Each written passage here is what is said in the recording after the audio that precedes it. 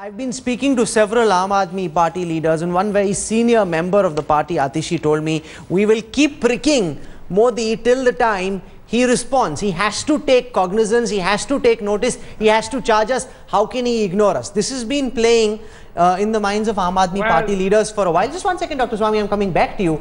What the Aam Aadmi Party has been successfully able to do is draw Modi out and get him to open fire against the Aam Aadmi Party. Do you consider this to be a victory of sorts, that at least he's taken notice of AAP?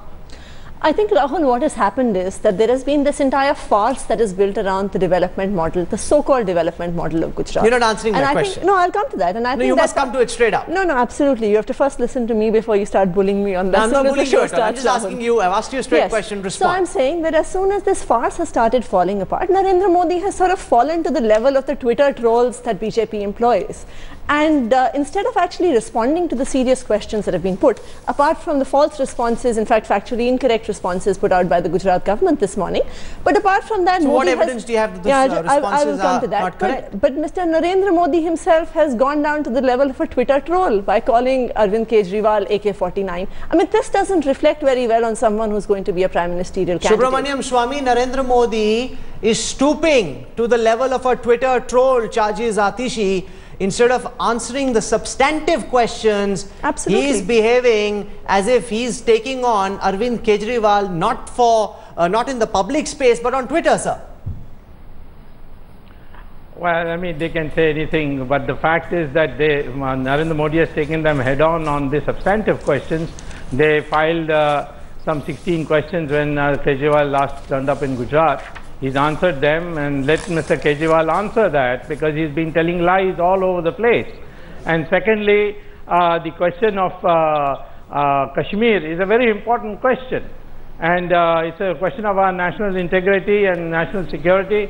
And to say that this should be handed over to Pakistan through a plebiscite. No, I'm coming to that separately. Everyone seems to be going away from the substantive point. The main point today, Salman shows, is that so far, Narendra Modi was ignoring Kejriwal. You know, no matter how much Kejriwal poked him, Modi acted as if it didn't matter. Now he's taken cognizance. Does that show that in that sense at least he's accepted Kejriwal as a challenger whom he will take on electorally as he will take on any other party?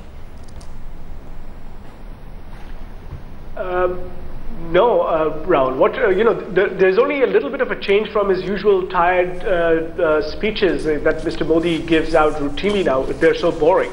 I think that the change that he made today, because every time he just goes and says something a little bit which is, for them it must be some witticism, but it's actually ridiculous. I mean, this whole notion of AK-47, AK Antony, he essentially called the Defense Minister of India a traitor. That's what he called the Defense Minister, and also Mr. Arvind Kejriwal. He basically said that they're working for Pakistan. That's what he said. I wonder if Mr. Kejriwal would also call Mr. Vajpayee, Mr. Advani and Mr. Jaswant Singh anti-national for escorting terrorists to Pakistan, to Afghanistan. Is this the level of discourse we need in this country? Okay.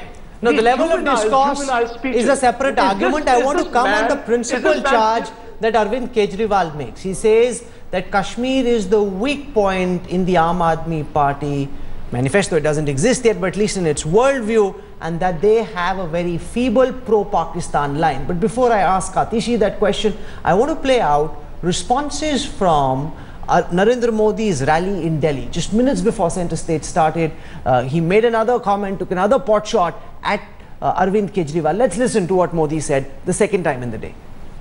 Delhi को तो भारी भारी अनुभव हो चुके हैं, अभी अभी आपके चुनाव गए हैं।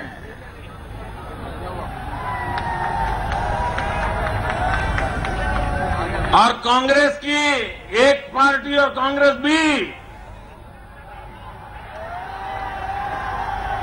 कैसा अद्भुत गठबंधन है।